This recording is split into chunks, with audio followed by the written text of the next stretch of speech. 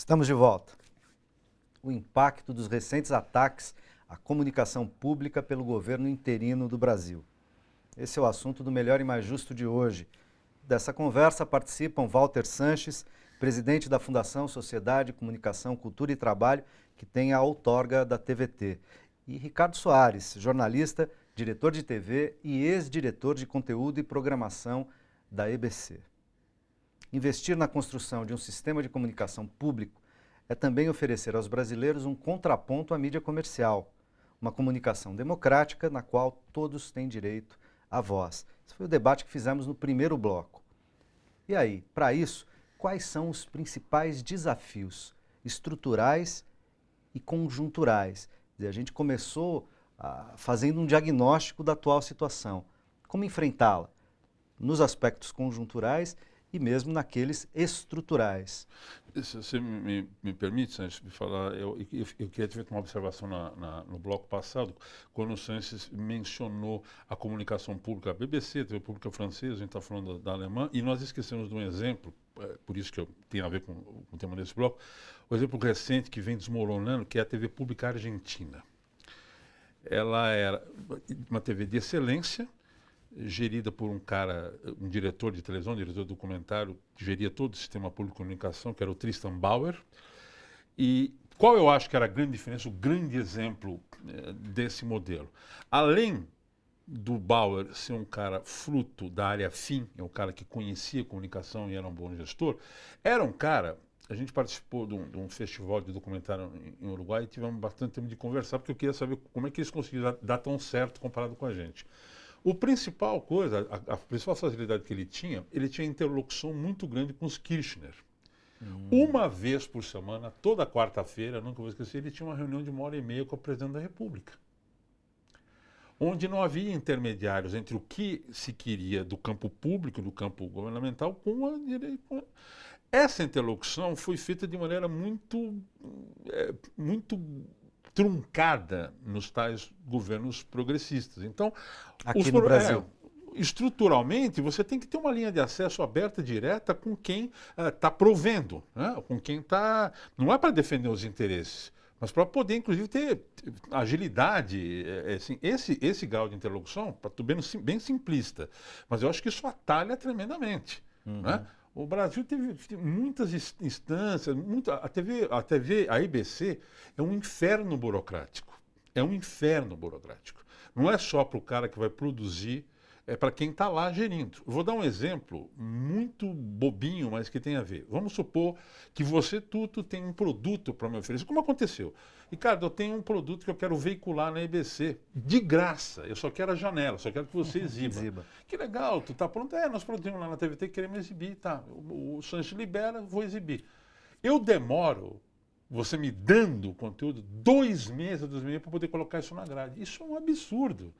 Uma emissora de comunicação, eu só admito falar a palavra implosão de IBC se fosse para implodir todo o aspecto burocrático dela e facilitar. Então, acho que isso é o enfrentamento desse cipoal burocrático que é gerir a comunicação pública brasileira. Isso é muito ruim. Tem um outro problema também, que a lógica do Estado brasileiro, como a tradição sempre foi de construir, o Brasil optou por esse modelo de construir só TV comercial, rádio comercial. Então significa o quê? Os aparelhos de Estado que são para você, vamos dizer, estruturar a comunicação pública, por exemplo, Ministério das Comunicações, que é que dá as outorgas, né, que faz o trâmite das áreas de abrangência, a concessão de canais, etc. Tá? E a Anatel, que regula, né, o setor e tal, e que fiscaliza, né? Elas funcionam, essas instituições, inclusive nesses últimos 13 anos, funcionam a serviço da comunicação comercial. Perfeito. Então, por exemplo, a TV Brasil, ela até hoje, ela não tem em todas as... porque se ela é financiada com imposto de cada cidadão brasileiro, ela deveria ser um serviço prestado para todos os cidadãos brasileiros, de uma forma ou de outra. Mas não tem canal em todas as cidades brasileiras. Ela não tem... e quando é concedido o canal, é concedido o último no espectro. A SECOM, que é outro aparelho de Estado, que não só para fazer a propaganda do governo, das ações do governo, mas também para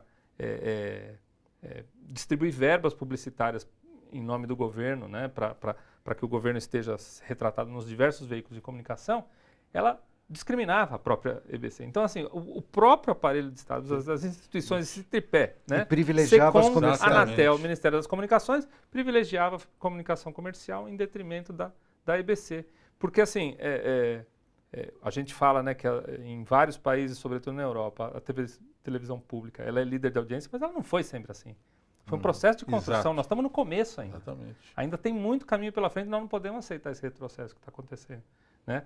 Nós até falamos assim dos Estados Unidos, né? Não, lá é tudo TV comercial. Tem TV comercial, mas, por exemplo, uma área que a TV comercial não se interessa, que é a TV para o público infantil, nesse caso existe a PBS. Né? A sim. PBS, que é a Public Broadcasting, né? Que faz, que produz programação para público infantil, que é o que... Então, assim, dizer, ainda existe, até nos Estados Unidos, uma TV pública, né, que provê conteúdos também para onde as comerciais não têm interesse. Esse processo de construção e construção de fala foi, esse exemplo do argentino que eu dei do Tristan Bauer, foi construído e agora, infelizmente, lamentavelmente, lá também está sendo desmanchado. Mas eles conquistaram um espaço de grande audiência, porque, por exemplo, quem transmitia o campeonato da primeira divisão de futebol argentino é a TV pública. O Pata Pata, que é um produto, TV especializado em produtos infantis e juvenis, eles são altamente competitivos. Agora, as notícias que a gente tem lá, infelizmente, são as piores possíveis, né? Não preciso nem dizer por quê, né? O governo Macri, e não estou fazendo nenhum julgamento do governo Kirchner, então, mas assim, evidentemente que a questão da comunicação pública foi muito... Mas ainda nós podemos dizer que pelo menos foi o que o povo argentino escolheu. Exatamente. Foi o programa que ele falou. Que ganhou nas urnas. Não é o nosso caso. Elegeram o Macri. Aqui não, um processo ilegítimo vem e desrespeitando todas as leis, querem desmontar uma coisa que não passou sequer pelo debate, né? Como você falou, não foi eleito. Não está lá. Você fala o nome de quem? É como a gente falou antes do programa começar, como se a comunicação pública brasileira pertencesse ao governo de plantão. Não, pelo amor de Deus. Se não pertencia ao governo que foi eleito e tínhamos dificuldades, imagina agora. Um processo totalmente ilegítimo, de flagrante caça às bruxas, vamos dizer o português bem claro, né? E do ponto de vista de futuro mesmo, quer dizer, quais são as maneiras da gente começar a superar esse... Bom, além de reconquistar a democracia, porque essa me parece óbvia, tá certo? Tem um embate importante, mas uma vez reconquistada a democracia, seja com a antecipação das eleições, derrotado o golpe ainda no Senado, nos próximos meses, reconquistada a democracia, seja com antecipação de eleição depois ou em 2018, regularizando essa situação, como é que vocês veem os próximos passos? Porque, no fundo, o que a gente também vê do ponto de vista político, no Brasil, não partidário, mas político em sentido amplo, em sentido republicano, é que é preciso fazer uma disputa narrativa, tá certo? E quem faz essa disputa narrativa num país de 204 milhões de pessoas são as mídias, não apenas a televisão, mas a televisão fortemente, são as televisões, as rádios, a mídia impressa, a internet cada vez mais fortemente. E para fazer essa disputa narrativa, ou tem alguma equidade, ou a disputa narrativa naufraga sempre nas TVs comerciais, que está muito claro e cada vez mais claro o que elas defendem. Defenderam a ditadura militar, defendem um golpe de Estado agora, defendem a destruição das políticas sociais no Brasil, no atual momento. Quer dizer, então a gente sabe exatamente o que elas defendem. É preciso poder equilibrar esse jogo comunicacional para que a população tenha acesso a um direito básico, que é a informação plural, e não apenas uma versão, um discurso único veiculado pelos grandes veículos comerciais de comunicação, que são da plutocracia brasileira, aliás, de meia dúzia de famílias da plutocracia brasileira. Por onde caminhar, caso a gente recupere rapidamente a nossa democracia?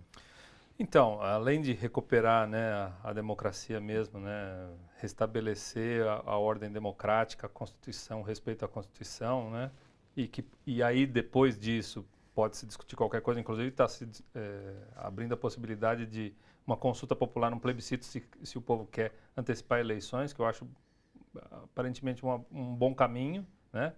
Mas eu acho que assim, tem algumas críticas, e o Ricardo já elencou algumas, porque ele esteve lá por dentro, e eu, na nossa relação de rede pública de televisão, de entusiasta da rede pública de televisão, nessa nossa relação com a TV Brasil e com a rádio, com as rádios do sistema da EBC, eu acho que tem algumas críticas que são válidas, né?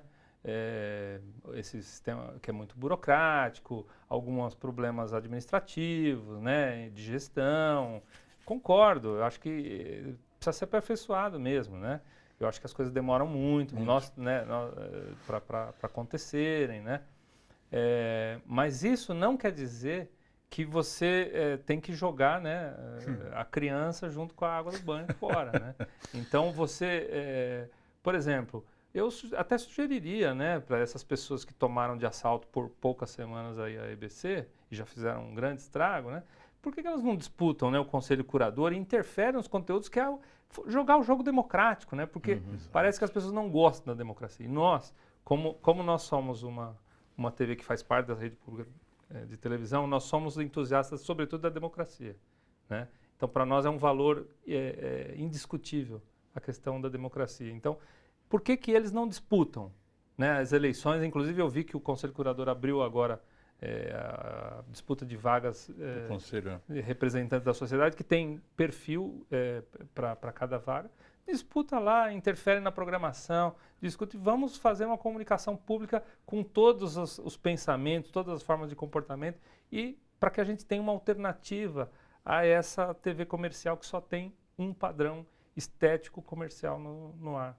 Então, vou tomar aqui um ponto que está nas plataformas da luta pela democratização da mídia, alguns pontos. Por exemplo, a desconcentração, a propriedade privada, a concentração, né, e, portanto, desconcentrar, descruzar a propriedade, que significa, né, você ter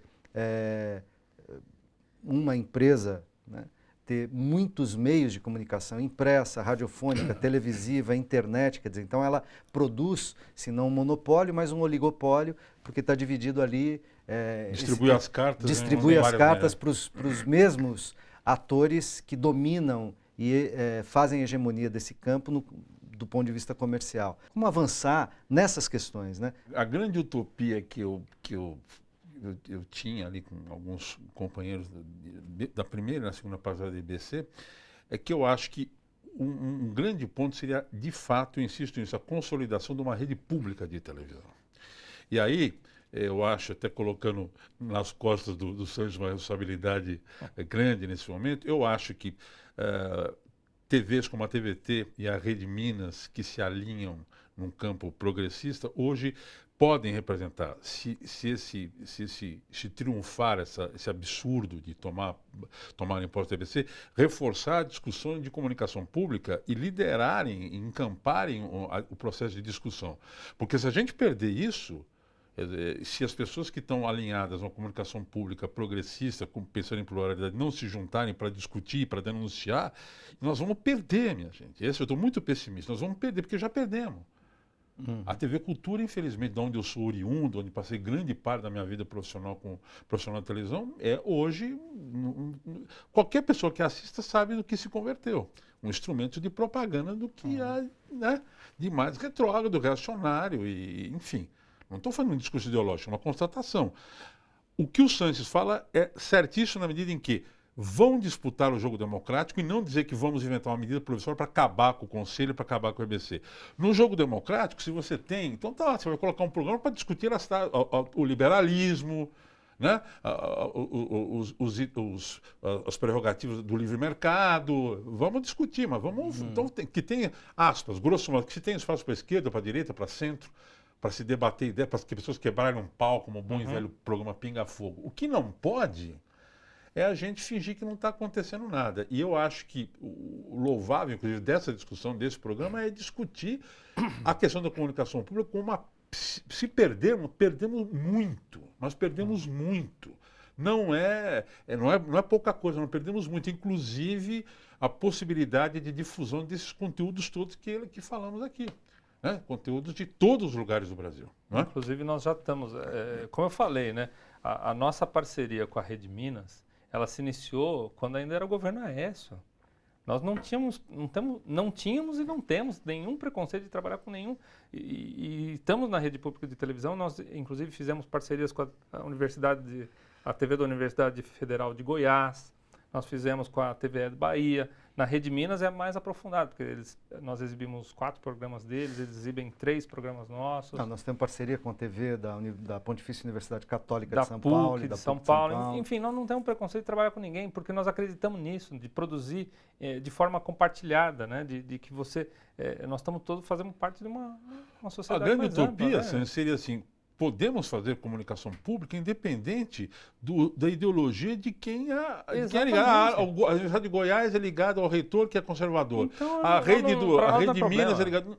Escuta, não é problema nenhum. Deveria haver espaço para que o ideário fosse divulgado ontem, mas a produção em si é difusão de conteúdo público. Não deveria ter esse muro ideológico que impeça que uma TV, aspas, à esquerda não dialogue com a produção e com o conteúdo de uma TV à direita. Porque o que faz são os trabalhadores, né? Não é o... Não, e também televisões sob determinados governos, televisões estaduais, televisão federal sob determinados governos, elas são televisões públicas, devem ser republicanas. Aquele governo pode, no máximo, colocar um assento editorial no período em que ele for governo. Agora, fora disso, a programação deve ser republicana. O melhor exemplo, outro ampla. dia não sei quem escreveu, lamento não lembrar, mas uma análise muito boa. A TV Cultura, um dos grandes momentos de alta qualidade dela foi ao final dos anos 80, começo dos anos 90, onde tinha... vamos dizer, na gestão o Roberto Mulaerte e na execução de tudo o Roberto de Oliveira, que é o nome de televisão. Foi um momento em que surgiu Metrópolis, Roda Viva, Repórter Eco. O governo do Estado era um governo à direita, eram governos absolutamente que não tinham nada de, aspas, progressistas. E houve uma liberdade criativa e havia o espaço para que o tal governo se manifestasse. Lógico que havia, o jornalismo não era inteiramente... Como é do jogo. Agora, foi a época em que mais floresceram talentos. Foi a época que a TV Cultura tem, até hoje no ar, os programas que vieram dessa época, os governos estaduais eram governos que não eram necessariamente... Se você olhar hoje no nosso jornal, né, no seu jornal, a gente tem matérias da TVE do Espírito Santo, do Rio Grande do Sul, que são governos, inclusive, vamos dizer... partidários desse governo interino golpista aí, né? Exato. Nós não temos preconceito de trabalhar com ninguém. E Sanches, para a gente terminar, o nosso tempo está acabando, né?